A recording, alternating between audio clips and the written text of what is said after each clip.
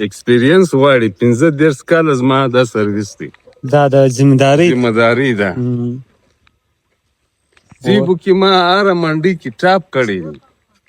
کراچي، لاهور، فیصل آباد، ګوجرانوالا د سیبو په کېدو کې کټینګ کې دا ما فارموله جلا کړې ده. عاشق نعمت پښتون اوس هاشم ماته ویلې دا انځر ویلې په دای کې ولې تال چیش په ما ولې نه دا خلک وای د انځر دا نه دی دا څلګه زما زخه شي دا نه انځر وبو پر واچو بیا دا نه ختم زده غیس باقي دغه شته انځر کې وب نه ده شیده دغه شیده دا دغه ده.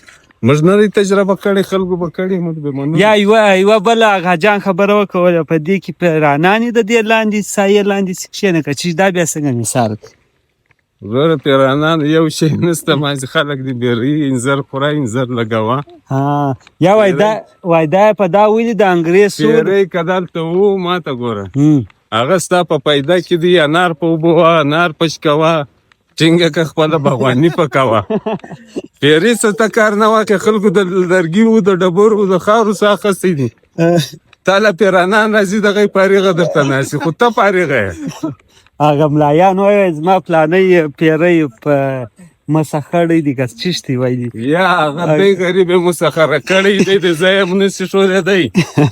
ځای پر ځای خلک ورځي دته مختصره ونډې ورکوي. نو اوس ته ووایه چې دی مسخره دی کابل مسخره دی پیری یا بیا نو دی سولو هغه دی مسخره سوی دی دی په ځان خبر نه. مسخر معنا د هغه د می معنا ورمالمیږي نه، ښې معنا خبر نه دی، رې معنا په رښتیا باندې چې زه مسخر یم که دوی مسخر. څومره زر دی بیا معنا جوړ اوس ویلی شمه دومره زر یې معنا جوړه کړه. سوپر کمپیوټر دی، فوري یې جوړ. ما ته یوه ویلې دا زه د 15 کالو ما به ډایري لیکله، 2-3 ډایري چې مو لیکله مال دا دی لیونی کوي دماغ کې هر شی به ساتي.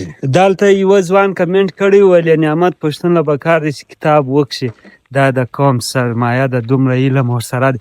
ما ویلې دومره علم دی چې کتابونه اوس نه پسې دی، دا ویډیو باندې خالي کېدی شي.